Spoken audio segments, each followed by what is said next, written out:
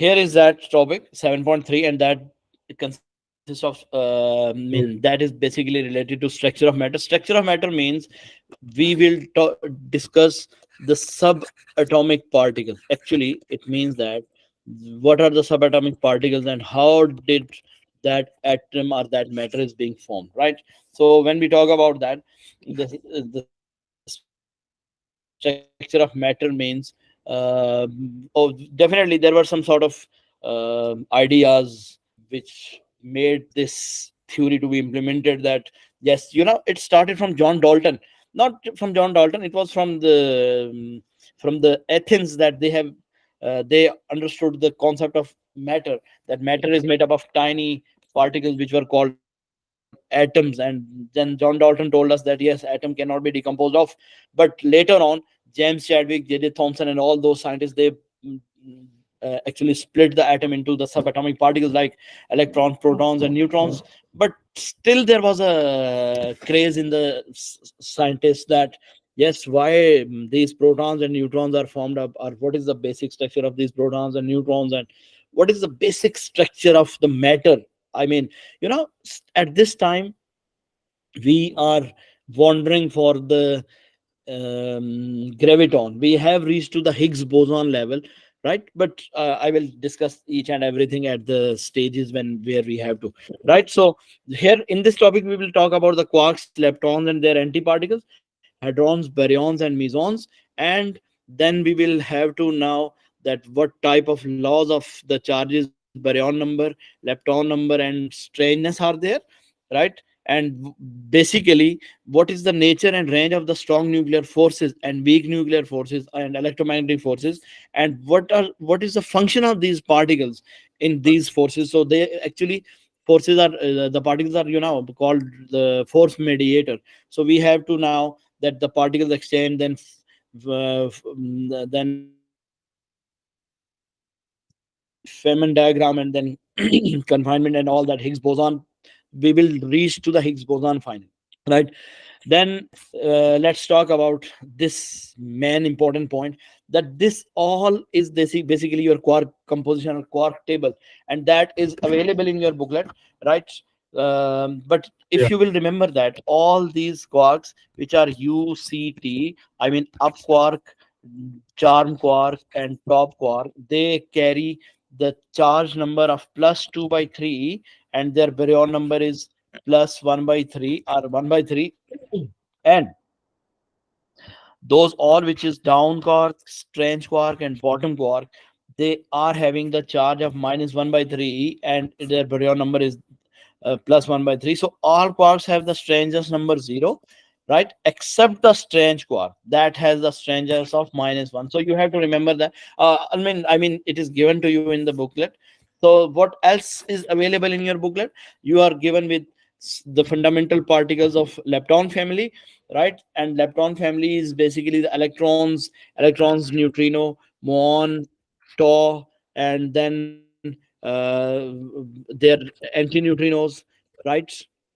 They all have charge. um, I mean, electrons have minus one charge. Then they have they have symbol this and muon, tau, and all that stuff. So all leptons have lepton number of 1, right? And anti-lepton have lepton number of minus 1. So we will talk about the lepton, I mean, particles and antiparticles as well. Then the exchange particles, which are the responsible for the force exchange, the force carriers or force mediators, those all are the particles which experience gravitational force. All particles experience the gravitational force. So for weak uh, forces, the quarks and leptons are there. And for electromagnetic forces, the charged particles and I mean, charged particles experience the magnetic force, and strong force that is experienced by gluon and quarks. And what are the particles mediating that force? For the gravitation force, we call them graviton. For the weak nuclear forces, we call them Higgs bosons, right? And then we call them photons. For the electromagnetic forces, I mean, electromagnetic, for all electromagnetic radiations are carried out by photons.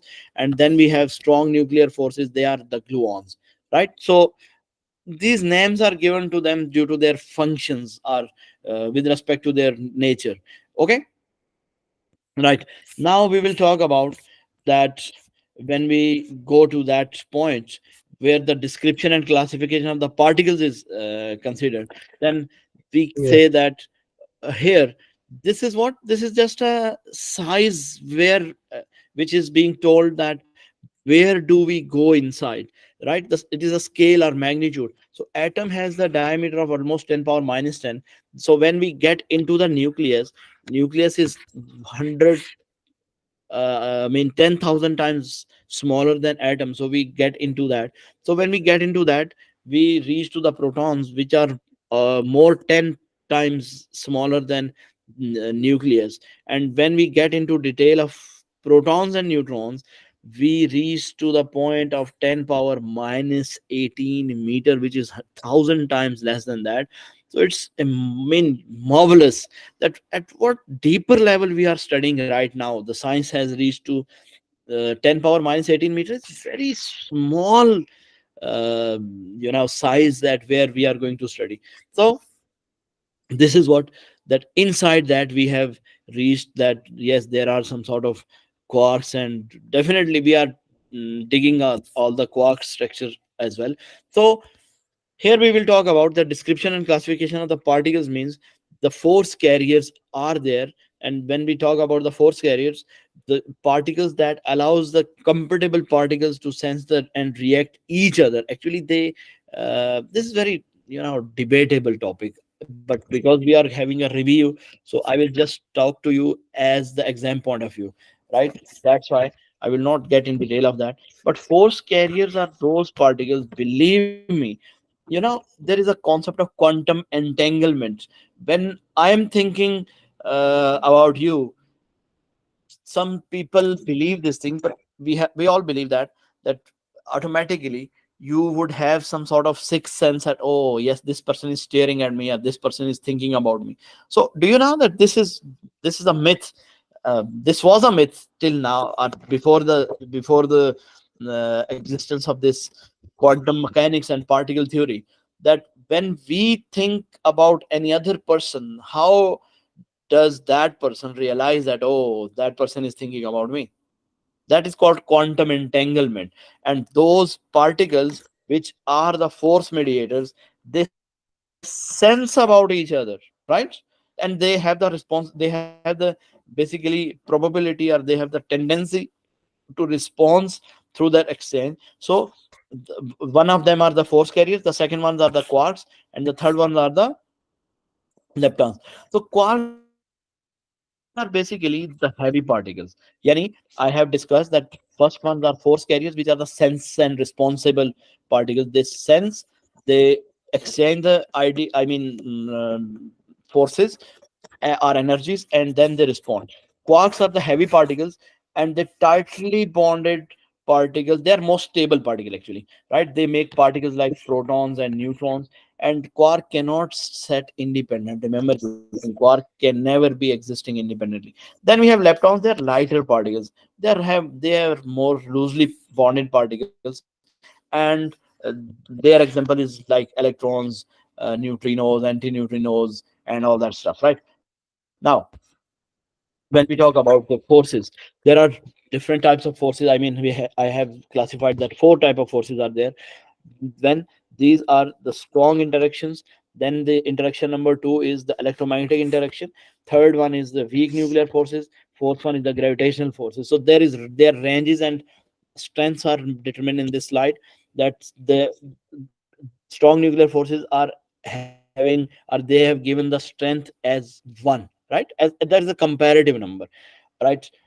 uh, Actually, they are the reference. So electromagnetic forces are 10 times, sorry, 100 times weaker than those, but their range is mean more than these forces. And then weaker forces are almost 10 power, I mean 1 million times weaker than those strong forces. And gravitational forces are, I cannot state that, 1 trillion whatever, 10 power minus 3. So the weakest force ever in the universe is the gravity, but its range is infinity, right? Remember this thing. So after that, we had a contribution of this scientist. Although This is very difficult to know the names of these scientists, but that is a credit for those scientists, or attribute to those scientists, that they worked that all, that the basic idea of the force due to the exchange of particle between like elementary particles was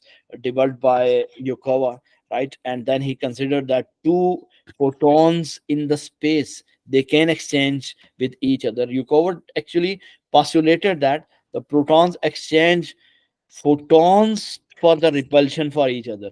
How this proton A uh, thinks that proton B has same charge, or how this proton B thinks are responses that I have to repel proton A. So that was the concept, that they exchange some particles, or they have some sort of medium in between. They communicate, actually they communicate in between them.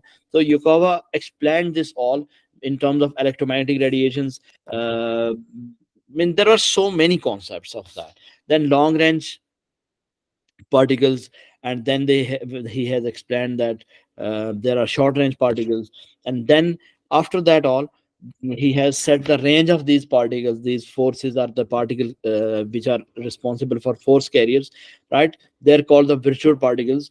I mean that at that time the nature and range of the force carriers are the interactions. I mean, these are the names of this is the range, then the particles responsible for that, and then its rest mass. This is an information that strong nuclear forces having the range of 10 power minus 15, they just work inside the nucleus, and the gluons are responsible for that, and their rest mass is almost 120 mega electron volt per c square. It is just a conversion, so don't get confused in that.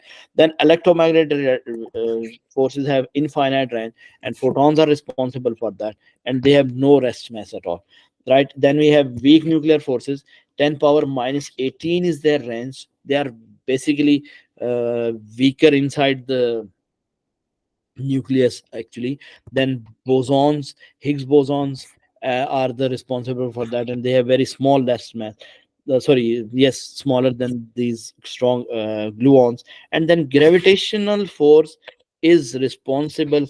Sorry, graviton is responsible for gravitational force. Its rest mass is also zero, but it is not being, you know, discovered yet. So its range is infinity. So this was over there. Now the next layer of the particles is the quarks and their anti quarks. So we have six type of quarks, and then those six type of quarks have six type of anti quarks. Anti quarks are this basically those particles which have same mass but opposite charge, right? Remember this thing. Matter and antimatter, part concept of matter and antimatter. So matter, or you can say simply antimatter. What is the property of antimatter? It has same charge of the matter, sorry, same mass but opposite charge. Okay, Okay. opposite charge then. So here the structure of sorry, the quarks and their antiquarks. uh, Actually we have heard about the protons and neutrons, both of which react to the strong force exchange particles. For example, they have under the infect they are under the influence of the gluons. But here we have to discuss about these particles. Actually, the protons have this symbol. The particles which are over there, the delta, their symbols are this. Then sigma, and its symbol is this. There so many particles are there, because we have just heard about protons and neutrons, but there is lambda, omega, delta, delta 0, delta negative, delta plus 2, delta plus 1, plus sigma 0, sigma negative, and z. So huge number of L115 particles till now, what I have studied in the last, that would be definitely an old article, probably it was 1 year back. So 115 particles have been discovered inside the atom. Can you believe this? What a size of the atom is? 10 power minus 10 meter, and inside that we have discovered 115 more particles. Okay, Yeah. so that is basically, the climax of science, and a journey towards, to the believe in Allah Almighty. Actually, I believe in this one, this thing, that mean whatever the depth we have in the science, we will be very closer to Allah, because we cannot say that these all things have been created by any ordinary human or any ordinary machine or any ordinary uh, creature. No, these are the these are the things which are made by the super creation. I mean, we cannot have some words, but we believe that that is Allah Almighty. So quarks have Yeah. there are six types of quarks.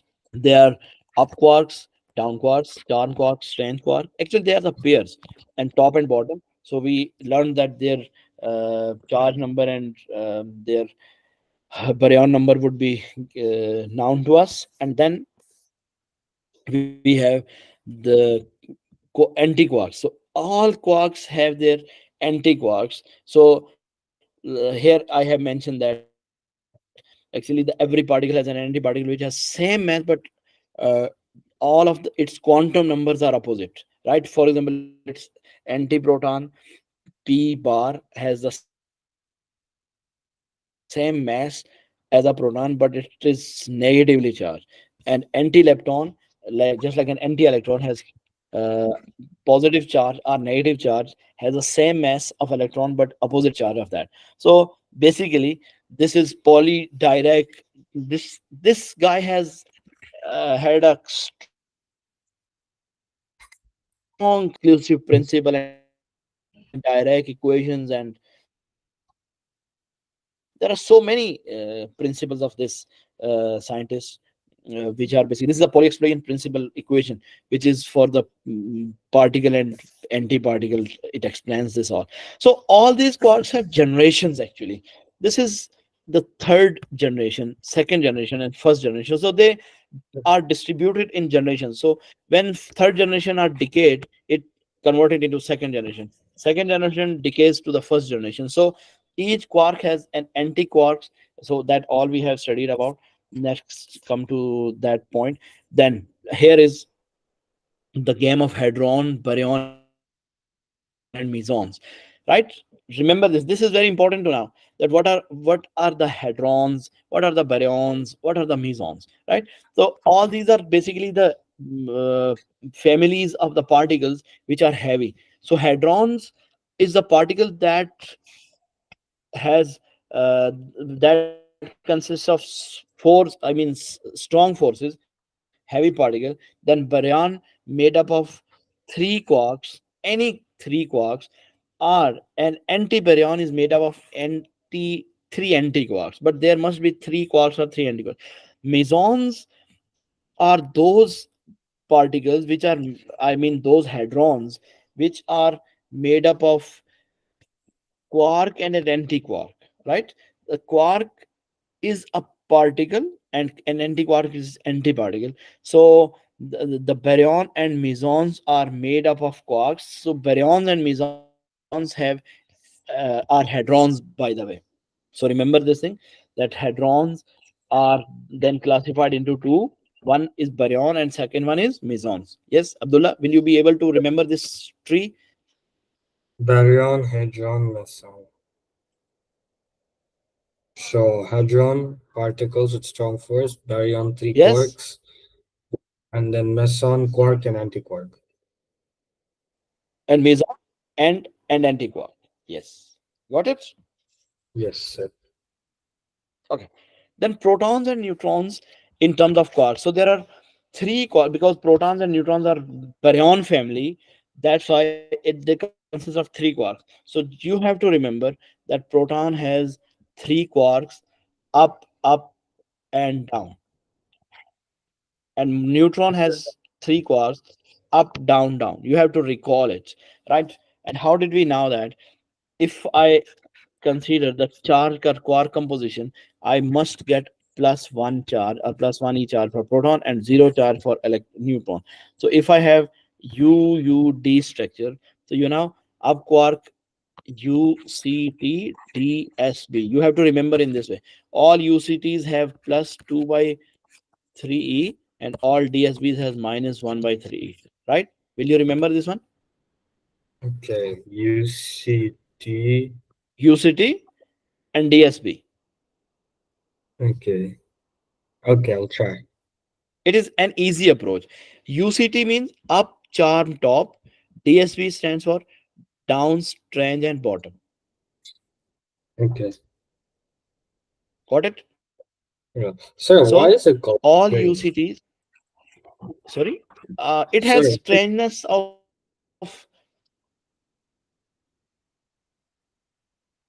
yes, yes. Do you hear me? yeah, I can hear you, sir. Yes, its strangeness is basically one.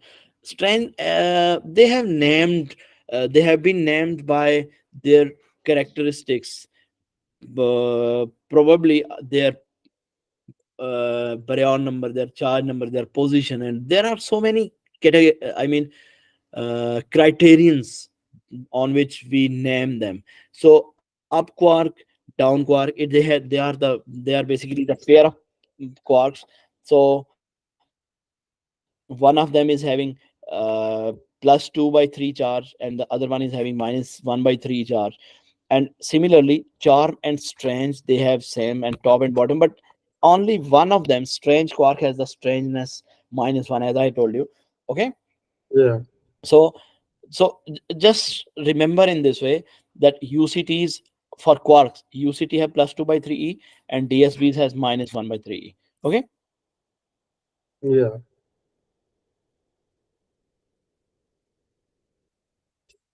So if I put all this quark composition of the proton, UUD, so U is plus 2 by 3, Yeah. plus 2 by 3 minus 1 by 3. So how do you solve it? The proton is having positive one charge. That was the reason behind that. And then UDD, up, down, down means plus 2 by 3, D minus 1 by 3, minus 1 by 3. So neutron has a zero charge. That justifies that, yes, they have the structure like this. Then we have conservation of baryon number. Let's check that what a baryon number is and how does it conserve. So the baryon number or B of the quarks is plus 1 by 3, and baryon number of an anti-quark is minus 1 by 3. Remember this thing, Yeah. right? It is what, listen, it's not a big deal. Baryons consist of three quarks. Okay. So Okay. one quark is basically one third of that set. Yeah. Are you getting?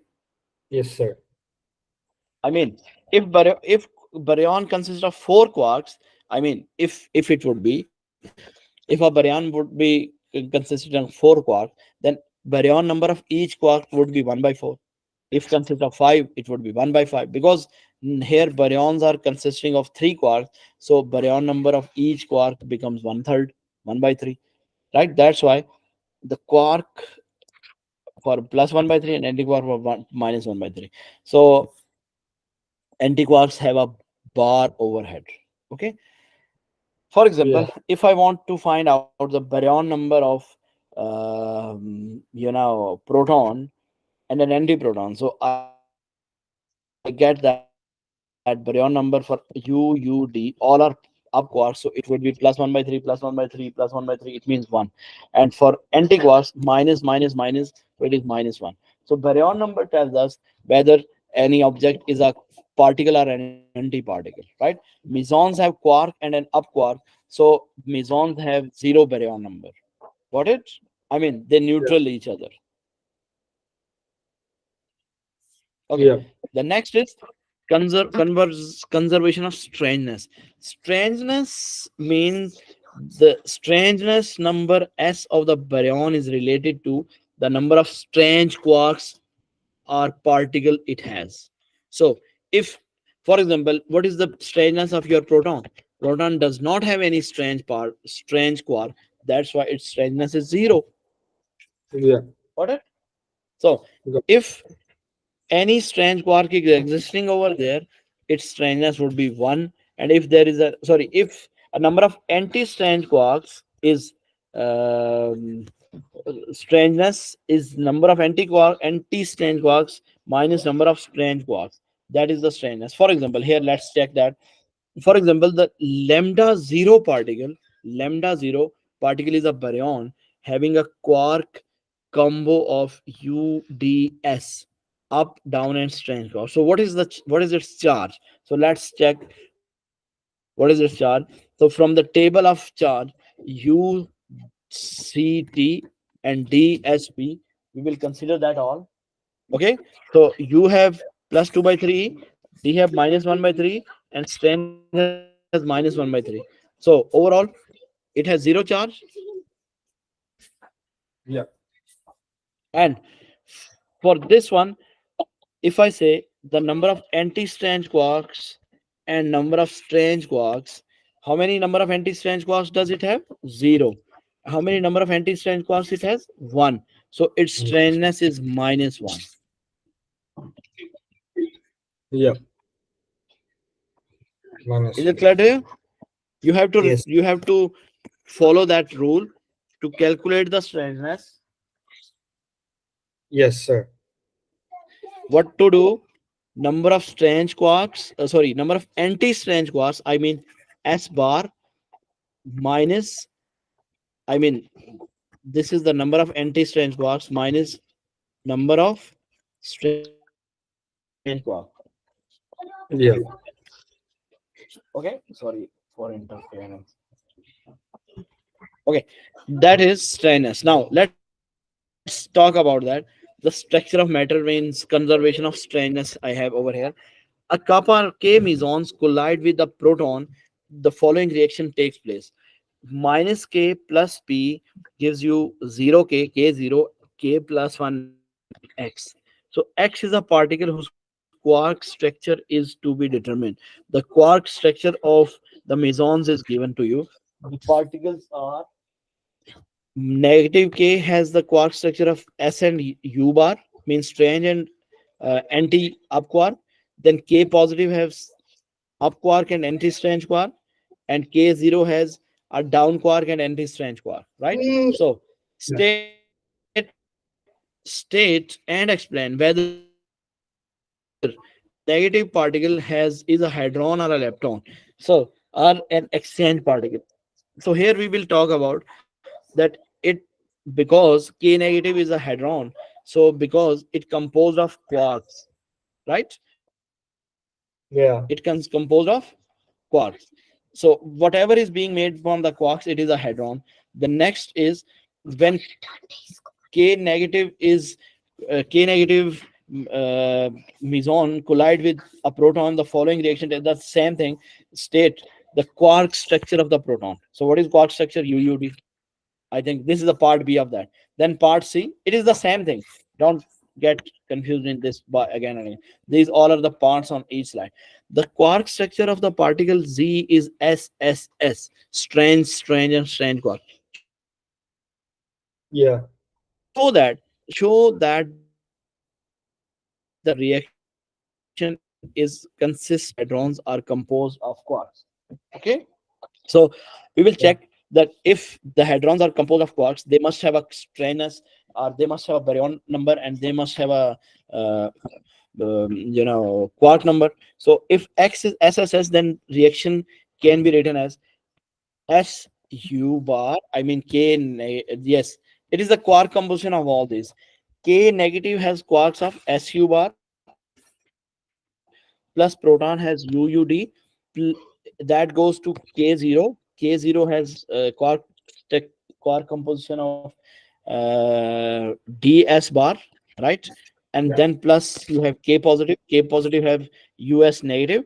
I mean US bar, and then SS. So the left has a strange, right? I mean, for example, if you check that overall, how many quarks are there?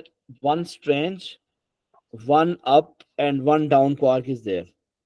Okay, on the left side. And on the right side, it has strange quark, up quark, and down quark. So quarks are balanced on each side, right? So we say that if quarks are balanced, then reaction takes place. that is comprising of the quarks, or that is a hadron. Okay, is it Okay. clear to you? Yes, sir.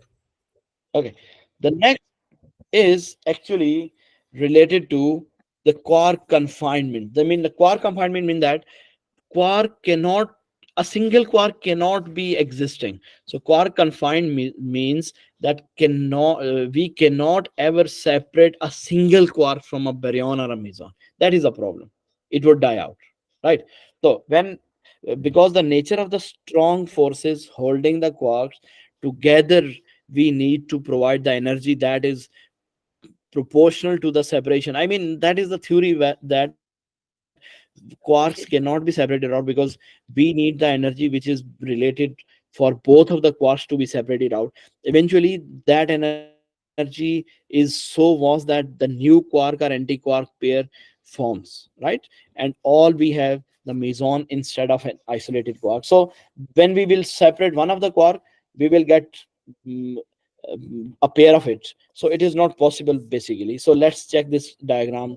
The quark confinement say that a newly created quark, and I mean newly created meson, and original meson is this, and they have what a vast force that they pair up again. Quark and anti-quark pair create from the energy needed for the separation, right? This is a quark and this is an anti-quark, that is a pair. They actually, this is just like the north and south pole or the magnetic structure. So whenever you separate two tiny magnets, they would be combined again by their opposite poles. Yeah. Okay. Okay, Okay. now the third layer is your leptons. Okay, Ji? Are you there with me? Yes, sir. Okay. So we are done with force carriers. We are done with quarks, and now we are talking about leptons. Actually, leptons are very light particles, and there are anti-leptons as well. So all these, we are familiar with six leptons. They are electrons and electron neutrinos, right? They takes place in beta, right? In the same way, leptons, unlike hadrons and baryons and mesons, they do not participate in the strong interactions. They are just away from the strong interactions. That is the reason that these particles are called the light particles. And here we have all these leptons and their lepton number and anti-lepton number, right? So here, this is the, these are the names of these, right? Six leptons are there, and these leptons interact Yeah. only via electromagnetic force carriers. Electromagnetic force carriers means photons, right? So leptons can interact Yes. with the help of photons, and leptons, unlike quarks, do not react to the gluons. Gluons are basically just like glue. It was named from the glue, but we need strong bond, and we need gluon for that strong bond, or that particle which makes that strength that behaves like a glue. That's why it was named as gluon. So quark react to both gluon and photons. But here are some names of the six leptons in the family, and these six leptons are actually electron neutrino, right? Yeah. And electron, and then we have tau, sorry, we have muon and muon neutrino, and then we have tau and tau neutrino. These are actually, you can say electron, electron neutrino, muon neutrino, and tau neutrino. These are the six lepton family particles. Interesting. Yeah. Got it? Fundamental particles actually. Six leptons and six hadrons. How many fundamental particles do we have? We have 12 fundamentals, six from lepton family, six from your hadron family. So here we have the standard model. Actually, standard model is that which is the generation concept, as I told you about that earlier, that this tells us about that how the generations of the quarks or the particles converted from one to the other, right?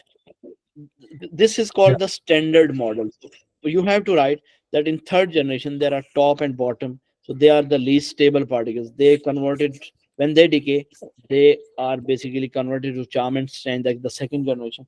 And the most stable generation is up and down quark. And when they merge together, they form protons and neutrons. Okay, Okay. so the particles are divided into generations or families of the increasing mass. So mass, increasing mass means the top and bottom, these are the basically most heavy particles. One of them is top, is, yes, I think top particle is that, which is the most heavier. Here I will check about that. Then we have the generations of leptons family as well. Tau and tau neutrino are in the third generation. When they decay, they provide you muon and anti-muon. And when they decay, you get electron and anti electron neutrino. So that is the most stable generation, like all the particles. So here we have leptons and their anti-leptons, leptons and their anti-leptons. So here we have, we have divided these into generations. Okay, this is known to you. In any reaction involving lepton, and total number of each generation must remain the same. I mean, generations, what does it mean? That whatever the reaction is there in which in leptons are involved, in which, I mean, positive beta decay and negative beta decay, total number should remain same, right? Here is an example.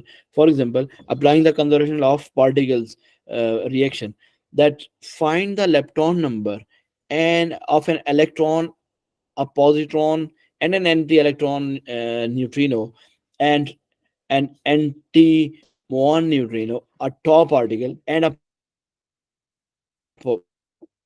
proton. So we have an electron has a lepton number of +1 L1, and then a positron is an anti-particle. That's why its lepton number is -1.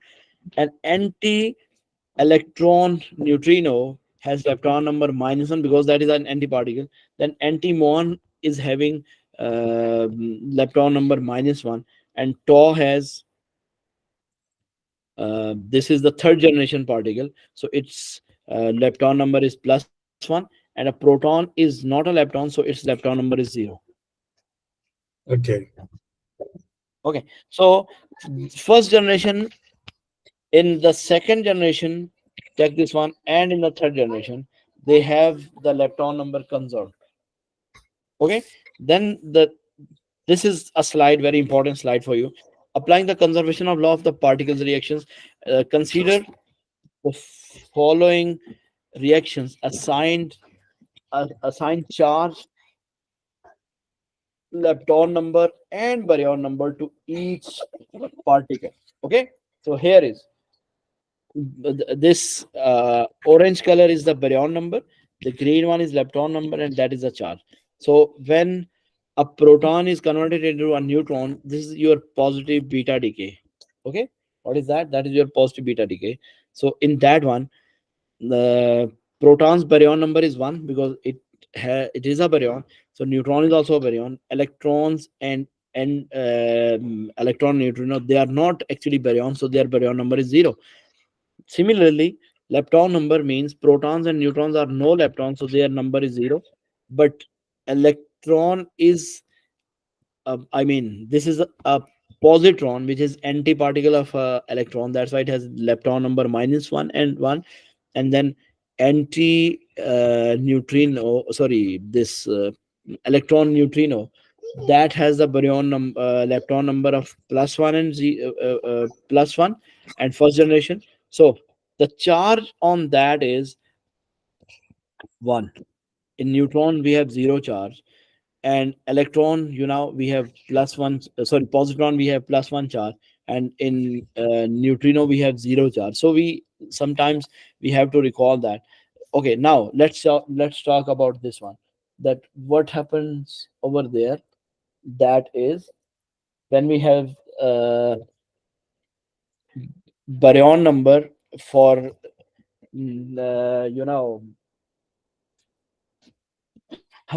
neutron is converted into a proton. So when neutron is converted into a proton, let's check. Neutron has baryon number 1 plus 1. Proton has lepton number plus 1. Sorry, baryon number plus 1. Electron and neutrino, they do not have. So they have 0, 0. And if I say that is lepton number on left hand side is 0 for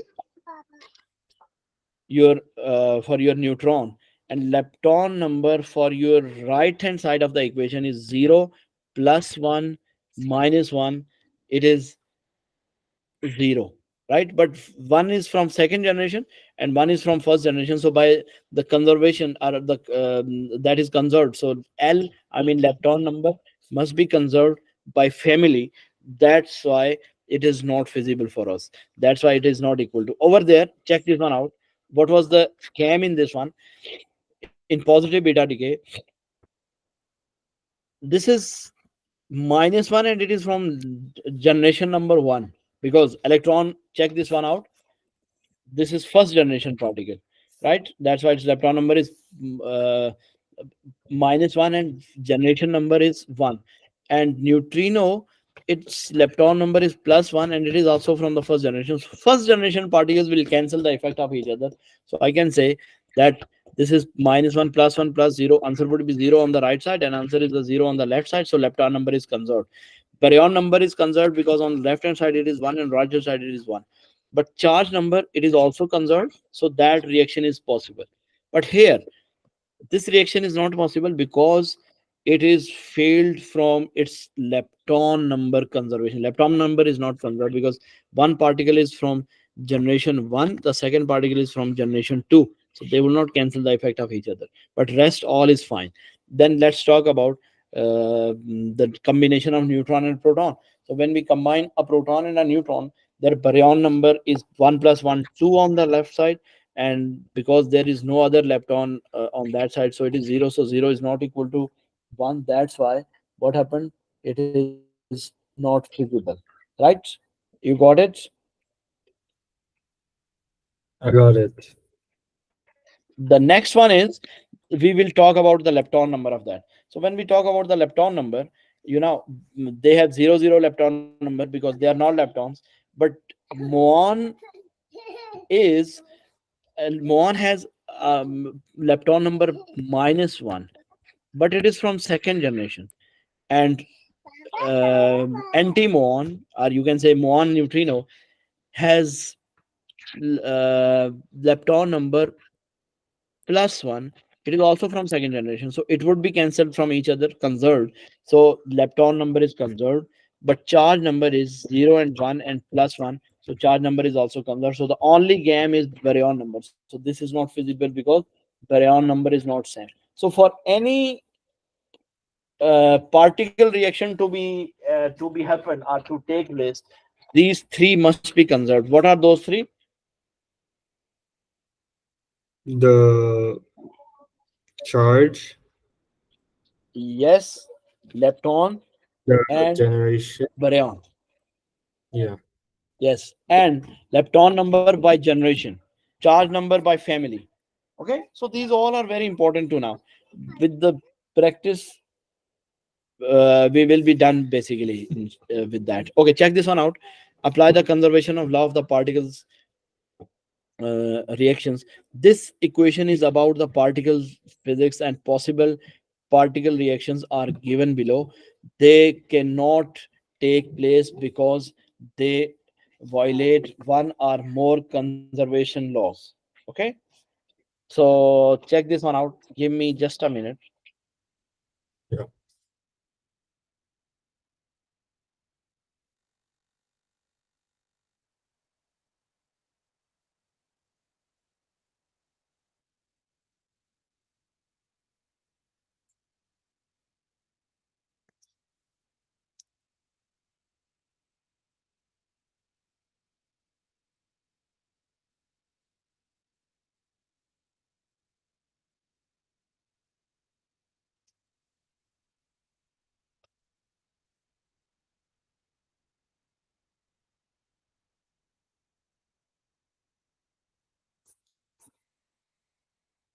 Sorry. Okay, No worries. Here is a possible particle reactions are given below. They cannot be possible feasible due to any one of the failure. So this is your anti-neutrino, I mean muon, or you can say that anti-muon, and this one is your electron, and this one is your photon. Yes. So here their lepton number must be conserved by family. But if I say that conservation law, thus L2 and L1 are not conserved. I mean, one is from first generation, one is from second generation. So that's why they are not conserved. So for the proton, neutron, and proton and pion, uh, a pion is a meson and has baryon number 0. This one, it has no baryon number. So here is 0. It has 1 plus 1, and it is having 1 plus 0. So left hand side is not equal to right hand side. That's why this is failed due to its baryon number. And over there, proton is converted into plus pion and minus pion. So baryon number is not conserved because here it is 1, here it is 1 plus 1. Sorry, here it is 0 plus 0. So it is not conserved. So charge is also not conserved because it has 1 and it has 0 and it has 0 charge. So that's why they are not also conserved. So that is what we have to go through by all means. Then we have this equation about particle and state the name of the exist exchange particles involved in the strong interaction. So that is the gluon. We have to recall that. Okay. Yeah. Then the next one is, this question is related to the fundamental particles, right? State the name of three other conservation laws. Here, which law is that? These laws are conservation of mass, energy, and conservation of momentum. So the remaining laws are law of conservation of charge, law of conservation of baryon number, and law of conservation of lepton number of the family. So you can say that that is also the strangeness or parity, isotopic spin, and angular momentum, but these are not actually so much common in our syllabus. So here, this is also a question related to that. So free neutrons are unstable. A neutron may decay to become a proton with the emission of an electron. A neutron is actually, this is what, this is a negative beta decay, if you remember, right? State by the reference of conservation of law why the student's equation is not correct. So if I say that neutron is a baryon and a proton is a baryon and an electron is basically not a baryon, so baryon number is conserved. So family lepton number is not conserved because neutron is from first generation, proton is from first generation, and that is also from first generation. So 1 plus 1, that is not equal to 1. That's why it is false. So equation needs a family 1 lepton with no charge and lepton number -1. So anti-neutron fits the bill. I mean, whenever there is a beta negative beta decay, there is an anti-neutrino. Got it? Anti-neutron has -1, so it cancels these out. So you got 1 and 1 equal. That's why this is Yeah. anti-neutrino. Then write down the correct decay equation. Yes, he did, and we did too. Okay. The last layer of the right, Higgs boson is basically another particle that physics think exists. Remember this. It is an imaginary particle, and they are in search of this. So Higgs boson is basically also having three generations: Higgs 5, then Ven GX, then Higgs 2 and 3 and 4, and then Higgs 1, and then Muon Y, and then Ven GX. These all are the names because you are not supposed to remember all these names because they are usually very hard to remember. So to date, the Higgs particles has not been found here. Whenever we will be able to find that, this particle is one that gives the quarks and lepton their mass. Actually, till now we have studied quarks are there, leptons are there, but why they are formed or how they are formed, this is the game behind these all, right? So this is just a diagram, no issue. Then the Higgs boson and analogy, that, for example, if we have a room fixed field, they have just given the theory behind that. So just we will go through that, and inshallah we will get a concept behind that. Imagine a room full of physics, the Higgs field. Suddenly Einstein enters an attempt to cross the room, but the star stuck physics cluster around him and impaired his movement, effectively increasing his mass. Higgs mass particle. So that is the Einstein, which basically enters in the field and it is stuck, and due to that, its mass is increased. Now, imagine that I entered the room, nobody wants to interact with me, so I pass through the physics relatively unimpeded. I mean, no one knows, no one wants to interact, so we will we will not be clustered by the people. We will not have we will not have an have a hindrance, right? So mass would remain unchanged. That's why called the effective mass for me is low mass or massless. I can have no mass at all. So lastly, imagine that somebody whispers a rumor, causing the physics to cluster together excitedly on their own. Field disturbance, Higgs boson. So that is basically some sort of you know imaginations or hypotheses which have been given. So this is just nothing to remember for in your syllabus. It is just an idea which is included in these slides. So Higgs bosons and analogy, this is what uh, this is a person who is entering in the field, and this is the person who has been clustered over there. So Higgs boson, we call the process whereby mass is not the property of the particle, but the part of the space itself is called Higgs mechanism. So you have to go through these all these slides, right? And Okay. finally, right, if you have some time to listen me, then I can recite them all, otherwise it's not necessary, right? So you should know that the scientists, yeah, this is very important slide, sorry, this is very important slide. The new standard model of the elementary particles is, first we have the bosons family, then we have fermion, and then we have Higgs boson. So bosons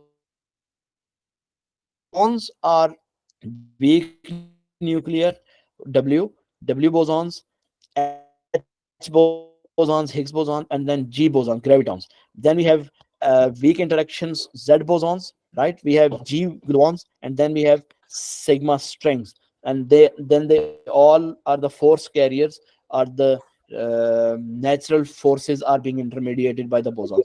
Then we have the leptons quarks family, then we have lepton family and Higgs boson. So we did all that. This was the only what we have basically discussed for force carriers.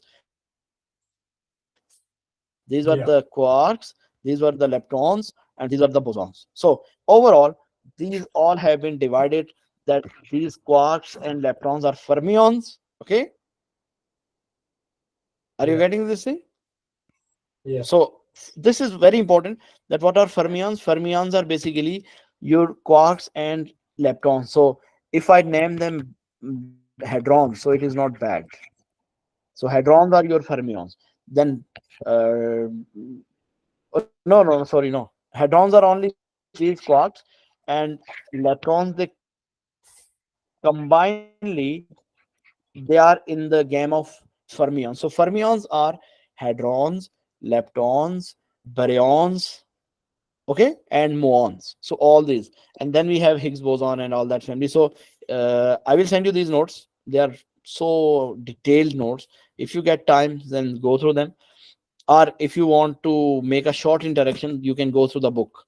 Okay. Then Okay. Feynman diagram. Feynman was very, mm, exclusively famous scientist, right?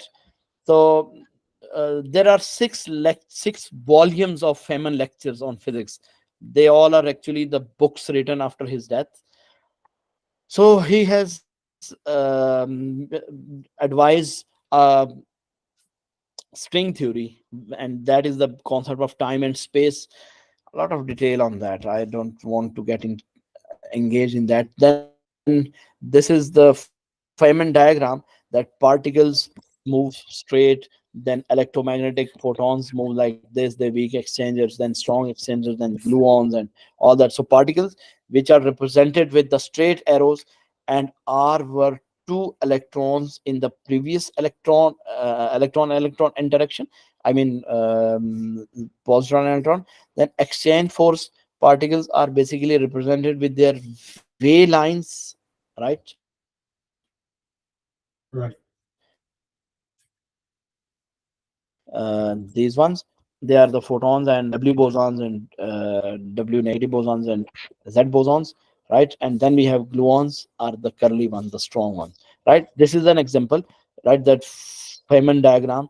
Feynman diagram told us that the complete the Feynman diagram showing the repulsion of two electrons look like when two electrons wants to interact with each other, right? This is electron one, this is electron two.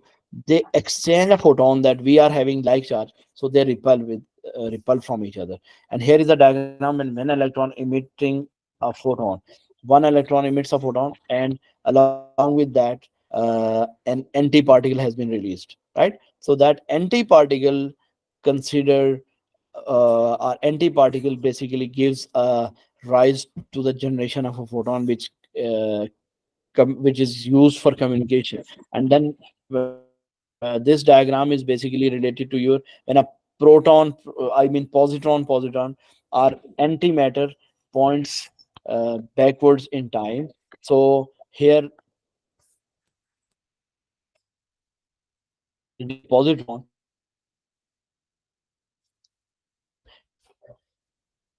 and here is other in the same way. So that is what they have these diagrams, so you have to see these diagrams over there, and we have to go through like this. That here is a diagram for a down quark emitting a W particle, right, that decays into an electron and a neutrino.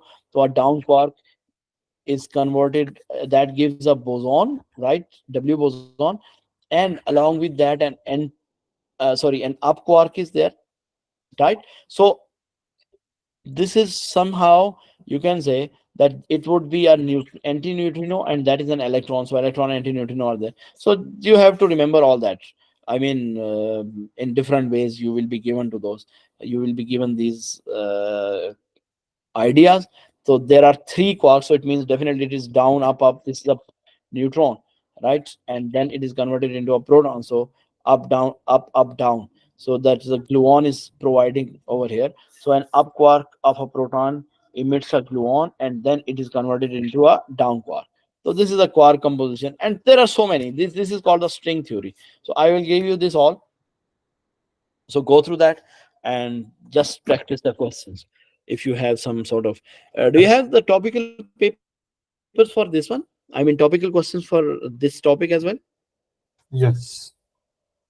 Okay, so do solve them all. And topical, do you understand topical, na? Yeah, just per topic questions. Yeah, for just for this topic question. So just go Yeah. through these all with the help of these slides. So if you get any problem, you can share with me. Okay, sir. Okay. Right. Yes. Yes, sir. So actually this is what it's mostly a theoretical topic. So it's a boring to somehow as well. I feel boring when I used to teach that. I don't know why, but Me it too, is. sir. Yeah, I don't like this topic that much. I find it a little.